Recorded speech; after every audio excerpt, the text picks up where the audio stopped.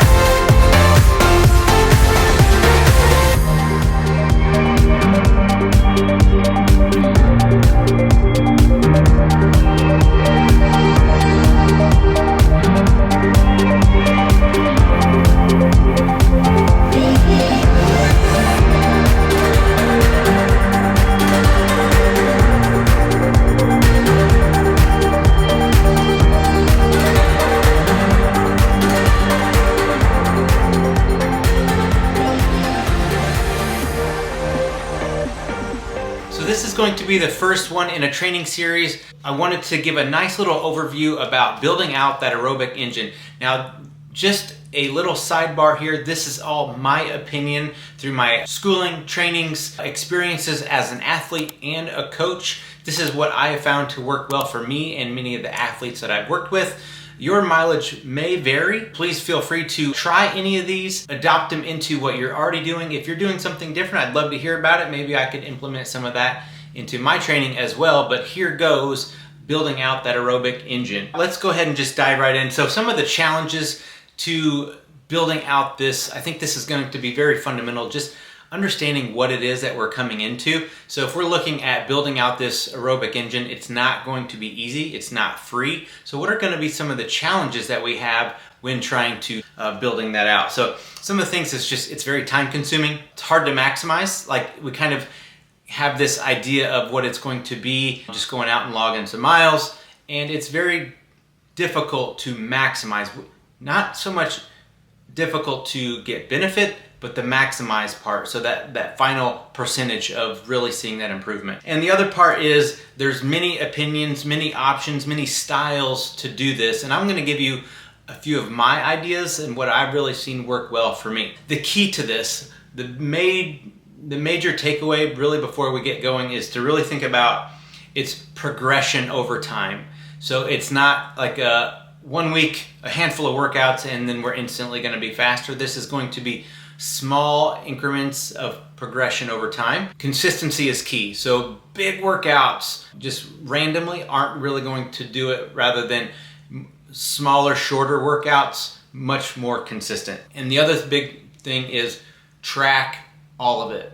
We really need to get down to tracking it, and this is where you can kind of learn what works well for you. You know, what kind of athlete are you? What style do you like? What's your time availability? Those are all things that we really need to take into account when we're really breaking up and kind of writing out our training block. So a couple different ways I really like to think about it. Kind of the way I was taught is base mileage, build, and then get ready for the race. So there's going to be that small taper right before the race. So if we look at, let's start with that base period. That's really what we're going to call our chronic training. So that long-term endurance training. This is going to take place over 6 to 8 weeks is when we're going to really start to notice some benefit. Optimized, recommended is going to be that 10 to 16. I don't tend to go 16. Sometimes I do, like if I'm kind of just like really phasing in and I have the extra time to put into it, but 10 is really going to be kind of that optimized time for me, what I like to do. And one of the things that we like to think about here is extensive training, really extending that time out, like extending that time to exhaustion, extending our runs, extending our ability to withstand that same pace and effort over time. Really need to be putting in about 5 to 6 workouts per week during this phase. Obviously, this is going to vary for everyone. This is going to be, I'm kind of speaking from more of an optimal standpoint. So if you need to change that for your lifestyle, then that is going to be key. Like I said, progression over time. You're not going to get it all in one training block or even probably 1 year. So think about this as a very long-term way to get faster and really build out that aerobic engine. So next, outside of that, and we'll take a little bit deeper dive in what these actually look like. I just want to give you a little idea on them first. The next one is going to be that acute or the build phase. So this is going to be 3 to 8 weeks when we're really going to start to see the major benefits of that. And I think 8 weeks is a little long on that. It's doable, but I really think you're going to be pushing the limits in terms of burnout and, you know, like what we're going to see in terms of benefit versus potential risk, hazards, injury, or just fatigue and burnout. So I think optimally we're really looking at about 4 to 5 weeks of that acute training. In this phase, we're really going to be looking at intensive. So if the first one was extensive, really trying to grow that base, this one is going to be intensive. So really be pushing the intensity and pushing the capacity of what we can actually do here. Some of the different things that you'll be looking at are some more VO2 workouts, some high intensity interval training, long and short intervals. We'll get into those in a little bit. So let's go back to that chronic or that base. So like we said, we laid out, this is going to be the bulk of our training block. If we like to think about this in terms of training blocks, you know, so we just came out of a rest phase and we're going to be relaying that foundation. This is the foundation work before we can start building up and really beginning to get that peak before the race. So the first part of this, we can break this phase up into smaller phases. So the first part of this is going to be about 2 to 4 weeks when we're really kind of like that transitional base work, long, slow distance, kind of getting those nice aerobic runs in there. One of the things I really want to touch on, this is not necessarily specific to running. This is aerobic. So this is going to be anything is aerobic in nature. Cycling, running, rowing. There could be so many different things here. So this is really physiology and how our body responds to exercise and movement. So this can be applied to kind of really whatever you do, but obviously this is more of a running channel, so this is going to kind of be how I lay mine out. The first part of that is just kind of like low, easy endurance miles, and then about 2 to 4 weeks we're really kind of just like becoming accustomed and ramping the mileage back up to that really nice steady place where we like to see our mileage. So, you know, it takes a few weeks to ramp it up. You don't want to just jump right into maximum mileage. Some of the focus here is really just that endurance. So a lot of miles at that nice steady. You kind of see a lot of my Strava titles. If you're not following me on Strava, please do. You see a lot of mine titles of more steady miles, easy steady miles, you know, so I'm not really pushing too much, really just trying to see what my body's response is to those miles over time. So what I want to see over time is my heart rate respond less. So you're not going to see that ramp up of the heart rate over the miles. You want that nice steady line that's going to come up and then just stay there. That's really what we're looking for. So not to be pushing the pace, but just steady miles and have that heart rate respond accordingly. We're going to introduce in this next phase, beyond that first 2 to 4 weeks, we're going to introduce some tempo miles and some threshold miles, a few intervals, but these are going to be very sparingly, not in there very often. Again, the main focus of this part is to really extend that endurance, really lay out that foundation so we have something very sturdy to build upon later. So we do want some of that. We want to stress the system enough, but not too much. We don't want to be building that house on a small, weak foundation. Think about that. We really want to build deep roots, deep, strong, stable foundation before we really start to go on top, build up. Like I said, so we're introducing those intervals. You know, I like to think about this as not hard work, but introduce some work, 1 to 2 good sessions, I will call it good sessions a week of that, really before we start that acute training. So now we've looked at it, we got about 10 weeks and you just start to feather in those intervals. I like to do some tempo runs, some longer runs. So those intervals are gonna be, you know, in those 2 miles, 3 mile blocks. You start off, you know, obviously the progression over time is kind of the main thing. So the 1 mile, then we're gonna do to 2 miles, and then maybe 3 miles, and then we'll look at how many repeats we do of that.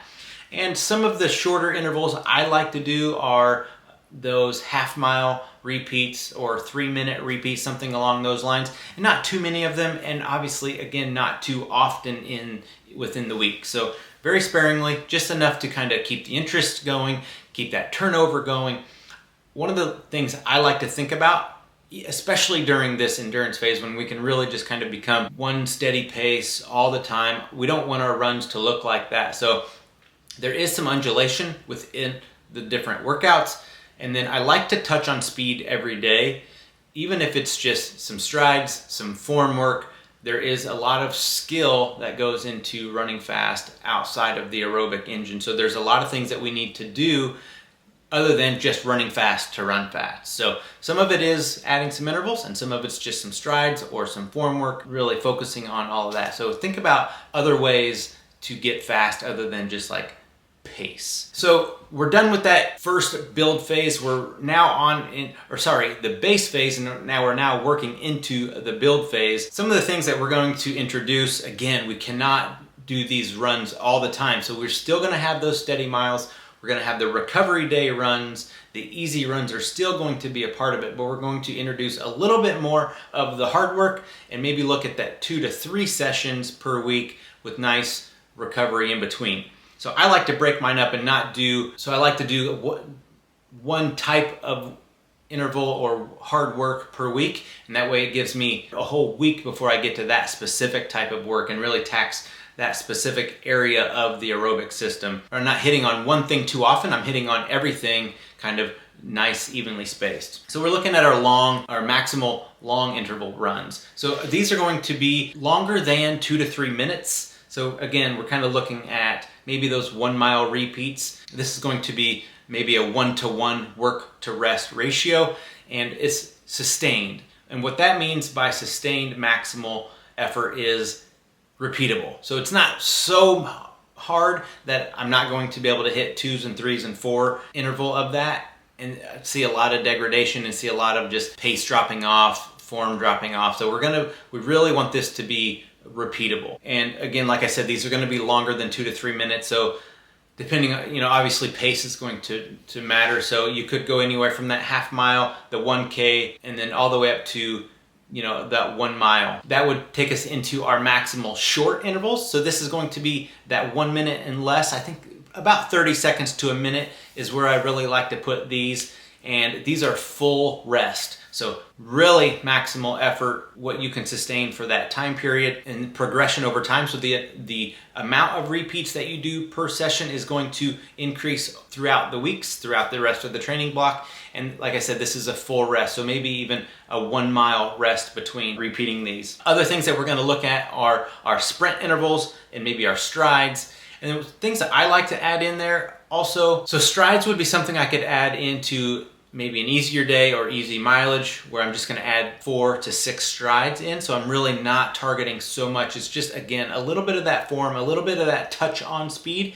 And then within my long runs, again, I'm not running full maximal effort for that long run, but I might add a block or 2 blocks of tempo. So I get some time at tempo. Again, that intensity is just that little bit less. We're still looking at some of the work that we did in the base phase, but now we're blending that maximal work, again, with that medium kind of tempo work, as well as that still laying out that foundation, still putting that out there. And then what is key is that we track all of this work over time. We really would like to make sure we are progressing over time.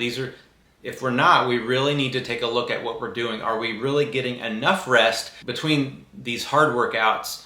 And if not, maybe look at decreasing the amount of intensity that you do and really make sure we're recovering to make and maximize and get the most out of those hard work sessions. Some of the things that I use that I do currently use and have used for tracking Strava, it's okay in terms of tracking like intensity, and it's a good tracking tool. They have a free and a paid version.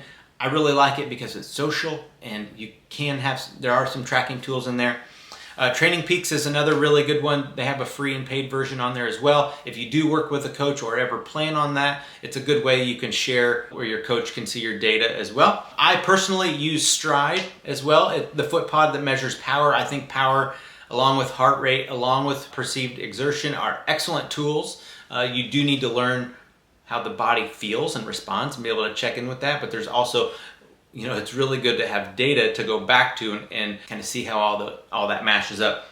And there's so many others. I think like pretty much every watch brand has their own, they all have their own version of that. So that's another tool that you can use to tap into as well. Tracking is key.